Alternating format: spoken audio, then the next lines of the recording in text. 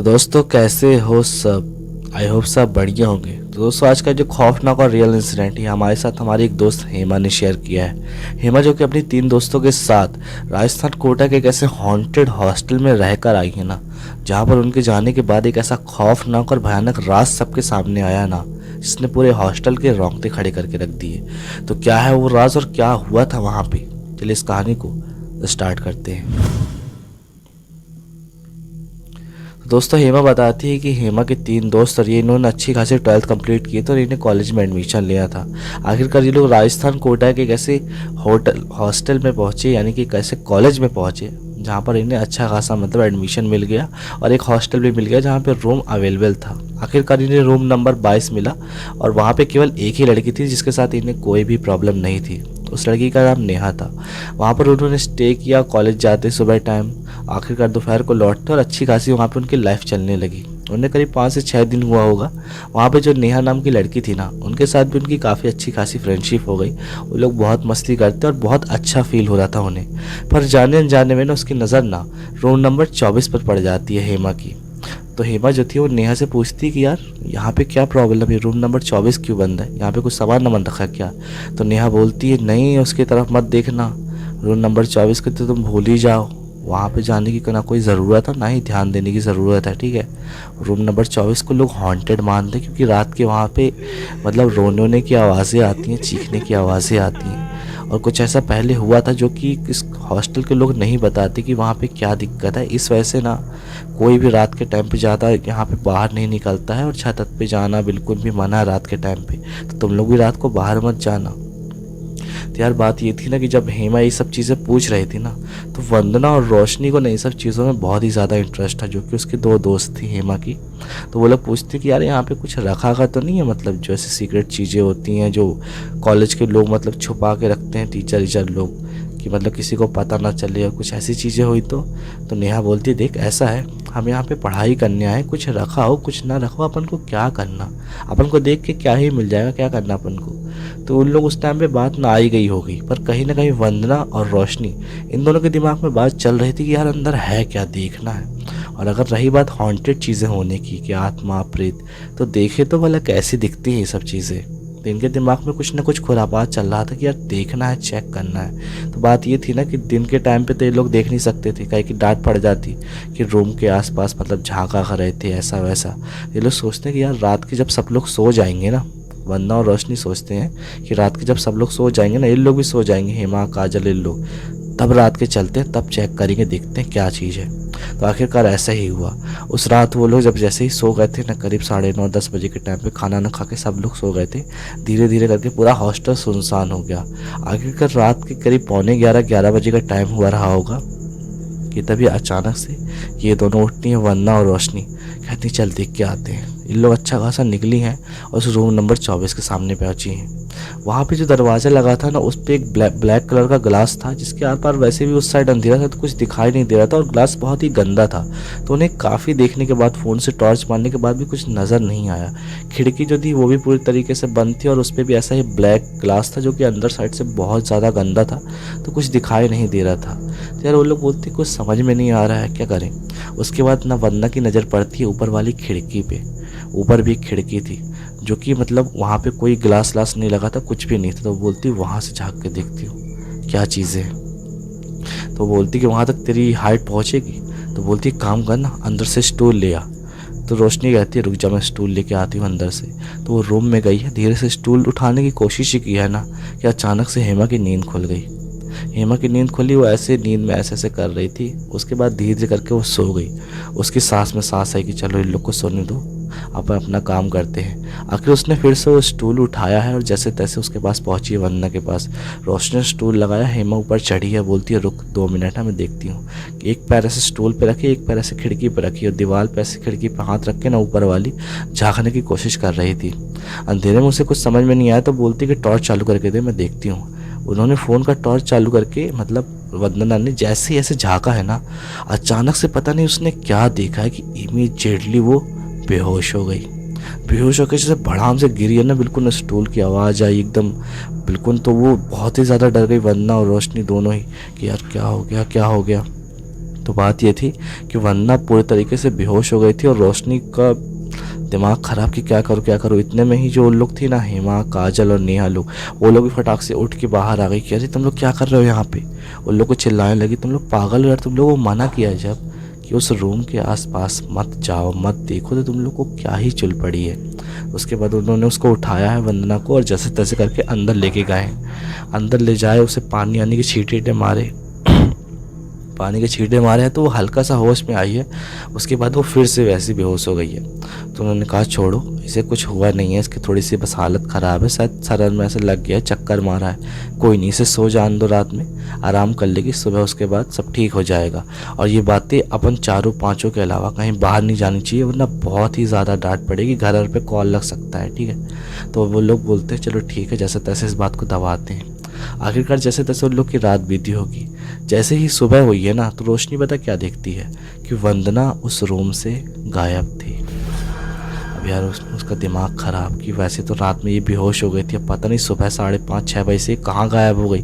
तो उसे पूरे हॉस्टल में ढूंढना स्टार्ट करे। पूरे हॉस्टल में ढूंढने के बाद भी वो बाथरूम में कहीं भी दिखाई नहीं दी। गार्ड से पूछे कि बाहर तो नहीं गई है, तो वो बोले कि नहीं बाहर नहीं गई है। उसके बाद जैसे तैसे करके वो लोग उस हॉस्टल के छत पे पहुँचते हैं। तो छत में देखते हैं कि वो छत पे सोई हुई थी यार। उन्हें विश्वास नहीं हो रहा था कि ये रूम छोड़ के छत पे सो रही है। तो उसे उठाए, वंदना उठी। उसके बाद उन लोग उससे पूछते कि तू छत पे क्यों सो रही है। तो वंदना बोलती कि यार मेरे को नहीं पता, मैं तो रूम में, मतलब वो उसे हल्का हल्का याद आ रहा था कि यार हम लोग वहाँ पे कमरे में देखने की कोशिश कर रहे थे।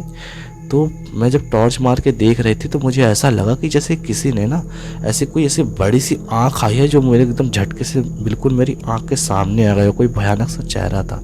तो एकदम से मैं बेहोश हो गई थी। उसके बाद मुझे कुछ याद नहीं है कि मैं यहाँ कैसे आई, मुझे यहाँ किसने लाया और यहाँ छत पे मैं कैसे सो गई, मुझे खुद नहीं मालूम।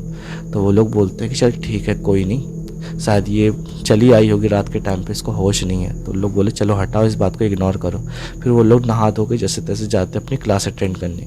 क्लास का पहला पीरियड बीता, जैसे तैसे सब कुछ सही चला, मस्ती कर रहे हैं, पढ़ाई कर रहे हैं। उसके बाद जैसे ही सेकेंड पीरियड आया ना, तो यार पता नहीं क्या हुआ कि अचानक से जो वंदना थी ना, सब लोगों के साथ ऐसे पहले तो नॉर्मल बैठी हुई थी, फिर अचानक से करीब 5 से 10 मिनट होने लगा था नीचे को ऐसे सिर की थी और किसी से कुछ बोल नहीं रही थी। फिर उसके बाद एकदम अचानक से ऐसे गुर्रा के बोलने लगी, मार डाला उसने मुझे, मार डाला उसने मुझे, किसी ने नहीं बचाया ना, सबको बोलती रह गई मैं, मार डाला उसने मुझे, कोई नहीं बचा पाया मुझे, मार दिया उसने मुझे, कोई नहीं बचा पाया मुझे। वो एक ही रट लगा रही थी और रेगुलर ये चीज़ बोले जा रही है लगातार। तो अब धीरे धीरे करके पूरे क्लास के लोगों का दिमाग ख़राब होने लगा कि यार इसको अचानक से क्या हो गया यार, अभी तक तो सही शॉट बैठी थी। उसके बाद उसको लोग हिला रहे हैं ना, बाकी काजल आजल लोग, रोशनी लोग, तो वो होश में नहीं आ रही थी। उसके बाद अचानक से काजल ने बॉटल में पानी लिया है और झटके से उसके मुँह पर मारा है। ऐसे जैसे ही उसके मुँह पर मारा है ना, एकदम से वैसे होश में आ गई। वो लोग बोले कि क्या कर रही है तू, क्या बोल रही जब से। तो वो बोलती क्या हो गया, क्या बोल रही हूँ मैं। और बोलती तुम लोगों ने मेरे मुंह पे पानी मारा है, तुम लोग का दिमाग तो ख़राब नहीं हुआ है ना। अचानक से एकदम मैं बैठी थी, तुम लोग पानी नहीं मार रहे मेरे मुंह में। तो एकदम से गुस्सा होती है और वहाँ से क्लास से निकल जाती कि इन लोग मतलब उसके साथ कैसा सलूक कर रहे हैं। उसको इस चीज़ का बुरा लगा कि इन लोगों ने उसके साथ कैसा बर्ताव किया, लेकिन उसे अपना याद नहीं था कि वो वहाँ पे क्या कर रही थी।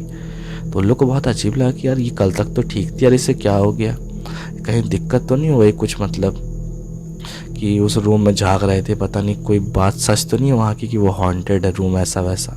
लोग बोलते चलो ठीक है, कोई नहीं। उसके बाद वो लोग जैसे तैसे अपना दिन बिताते हैं। सब कुछ नॉर्मली चल रहा था। उस टाइम में वंदना की हालत ठीक ठाक थी, सबसे बातचीत कर रही थी, सब कुछ नॉर्मल था।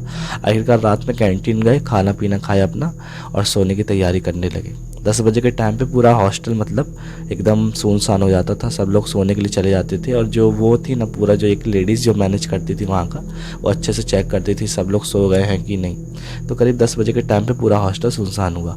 उसके बाद से ना, मतलब जब इन लोग की नींद खुली होगी ना अचानक से, हेमा और काजल आजल लोग, तो ये लोग देखते कि वंदना उस रूम से गायब थी। अब उनकी सांसें भरना स्टार्ट किया। पहले ये मतलब अजीब सी हरकत कर रही थी, अब पता नहीं रात में शायद छत पे चली गई है, कहाँ चली गई है मालूम नहीं। तो उतने में ही सब लोग उठते हैं, नेहा, हेमा, काजल, रोशनी, लोग उठते हैं, बोलते हैं देखो वंदना नहीं है यार, इसको ढूंढना पड़ेगा, पता नहीं रात में कहाँ चली गई है। तो वो लोग निकलते हैं और छत में जाने की ट्राई करते कि शायद छत में चली गई है। पर जैसे ही वो लोग उस रूम से बाहर निकलते हैं, रूम नंबर 22 से, वो लोग देखते कि रूम नंबर 24 का दरवाज़ा खुला हुआ था। वो दरवाज़ा जो इतने सालों से बंद था, जिसे लोग हॉन्टेड मानते थे कि वो कमरा पूरा हॉन्टेड है, वो रात के करीब 12 के टाइम पे खुला हुआ था। उन लोग जैसे ही उस रूम के पास पहुंचे ना, उन लोग का ध्यान गया कि दरवाज़ा खुला। उन लोग लिटरली, उन लोग के पैर कांप गए हैं और दहशत के मारे एक दो लोग तो गिर गए कि अरे यार ये रूम कैसे खुला है यार, ये इतना भयानक रूम है, इसके बारे में ऐसी सी बातें हैं, पता नहीं क्या होने वाला है इस हॉस्टल में। तो उन लोग को कुछ नहीं सूझा, उन लोग फटाक से उस लेडीज़ के पास गए जो वहाँ का पूरा हॉस्टल का मैनेज करती थी, जो मैडम थी वहाँ की, और चिल्ला के बोले मैम यहाँ पे वो दरवाज़ा खुला रूम नंबर 24 का, जिसे हॉन्टेड कहते हैं। तो वो भी डर गई, पता नहीं उसको भी एकदम ऐसा अजीब सा लगा कि क्या बोल रही है यार, मजाक तो नहीं कर रही है। उन्होंने गार्ड को बुलाया, जो गार्ड बाहर बैठते थे, और सब लोग जितनी भी लड़कियां थी ना 3-4, और वो मैडम सीधे गई उस रूम के बाहर। और रूम के बाहर गई और वंदना भी गायब। तो उन्हें कहीं ना कहीं शक हो रहा था कि वहीं कहीं वंदना उस रूम के अंदर तो नहीं है। उन्हें पहली चीज़ तो बहुत डर लग रही थी, क्योंकि उस मैडम को उस रूम के बारे में कुछ ऐसा मालूम था ना जो शायद उन लोग को नहीं मालूम था। उसके बाद उन्होंने मतलब उस रूम के अंदर जाने का फ़ैसला किया। तो गार्ड जो भैया थे वो पहले अंदर गए, ठीक है, टॉर्च चालू करके। टॉर्च चालू करे, रूम में आसपास देखे तो कोई नहीं दिखाई दे रहा था।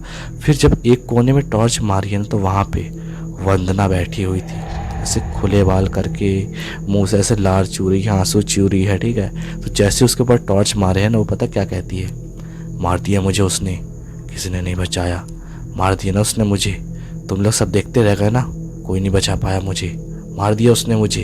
ऐसे एक ही चीज़ की रट लगाई हुई थी और ऐसे बोल रही थी, जानते हो ना तुम लोगों ने किसने मारा मुझे, वो बैठा वहाँ पे, ऐसे हाथ करके कोने में कहती, वो बैठा, उसने मारा है मुझे, कुछ कर पाओगे तुम लोग, चले जाओ यहाँ से, मार दिया उसने मुझे, ऐसे बोल रही थी। अब उन लोग को भी डर लग रहा है यार कि किस तरफ कोने में हाथ करके बोल रही यार, किसने मार दिया इसे।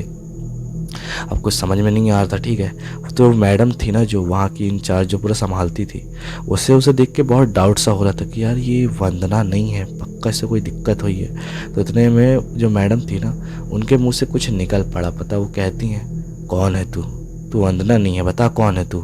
तो इतने में ही वो वंदना थी, उसके मुँह से पता क्या निकलता है, सरिता हूँ मैं, सरिता, जिसे इसने मार दिया था, ये जो बैठा है कोने में, इसने मार दिया मुझे, कोई नहीं बचा पाया मुझे, सरिता हूँ मैं, मैडम जानते हो ना मेरे को, सरिता हूँ मैं, पहचान पा रहे हो। तो जैसे ही उसने नाम लिया है ना, लिटरली वो जो गार्ड था ना, उसके हाथ से टॉर्च छूट गई है। और मैडम के भी मतलब गूज़ बम आ गए थे, उनके रोंगटे खड़े हो गए थे कि जब वो सरिता का नाम उन्होंने लिया ना, उस वंदना ने, तो उनकी हालत ख़राब। अब यार जो चारों लड़कियां थी ना, उनको तो नहीं पता था कि सरिता कौन है, पर वो मैडम और वो गार्ड जानते थे कि सरिता कौन है। तो दोस्तों सरिता की स्टोरी पता क्या थी, सरिता वहाँ पे जो रूम नंबर 24 है ना, पहले वहाँ पे 2 लड़कियों के साथ रहा करती थी। तो उसे किसी जिन्न के पोजेशन में आके ना, मतलब किसी जो जिन्न उसे समा गया था, तो उसके साथ काफ़ी ऐसी पैरानॉर्मल एक्टिविटीज़ हो रही थी, जिसके बारे में उसने अपनी जो रूममेट थी ना, उनसे शेयर भी किया था कि यार मेरे साथ ऐसा ऐसा हो रहा है, कोई मेरे साथ मतलब फिज़िकल रिलेशन बनाता है ऐसे रात के टाइम पे, और कोई दिखाई नहीं देता, वो मुझे बहुत ज़्यादा परेशान कर रहा है। बहुत सारी ऐसी बातें उसने शेयर की थी। और उसके बाद अचानक से उसकी डेड बॉडी मिली थी, और जब उसका पोस्टमार्टम किया गया था ना, उसकी डेड बॉडी का, सरिता की, तो ये पता चला था कि उसके मतलब पहले रेप किया गया है, उसके बाद उसकी डेथ हुई है हार्ट अटैक की वजह से। तो मतलब उन्हें समझ में नहीं आया था कि जब पूरे हॉस्टल में किसी बॉयज़ की एंट्री है ही नहीं, वो बाहर गए ही नहीं उस रात, ठीक है, कोई लड़का अंदर आया ही नहीं, तो किसने उसके साथ फिज़िकल मतलब वो सब चीज़ें की और कैसे उसकी मौत हुई। तो वो अपने आप में एक राज बन के रह गया था, जिसके बाद से रात के टाइम पे ना, जब से उसकी डेथ हो गई थी, उस रूम में ना किसी का भी रहना मुश्किल हो गया। रात रात को उसके चिल्लाने रोने की आवाज़ आती सरिता की, और मतलब जो एक कह सकते हो जिन था, पता नहीं क्या था, उसके गुर्राने की आवाज़ आती थी उस रूम से। तो उसके बाद उस रूम को परमानेंटली बंद कर दिया गया था, और जैसे तैसे करके हॉस्टल चल रहा था। और इस चीज़ को ना करीब फिर भी नहीं तो 7-8 साल होने लगे थे। उसके बाद अभी ऐसी चीज़ सामने आई थी ना, जिसने सबकी हालत ख़राब कर दी थी। तब बात ये थी ना कि वंदना के घर पे कॉल लगाया जाता है कि इसकी ऐसी ऐसी हालत हो गई है, आप लोग थोड़ा सा हैंडल करने के लिए आ जाइए, कुछ समझ में नहीं आ रहा है। तो इसमें कम से कम उनकी किस्मत इतनी अच्छी थी ना, जो वंदना के दादाजी थे ना, वो थोड़ा सा पहुँचे हुए पंडित थे, उन्हें काफ़ी मतलब ये सब चीज़ों का एक्सपीरियंस था। तो वो वहाँ पे आते हैं, और वंदना की हालत देख के उन्हें ज़रा सा भी हैरानी नहीं होती। वो कहते हैं कोई बात नहीं, बस 10 मिनट की बात है, 1 घंटे की बात है, सब कुछ ठीक हो जाएगा।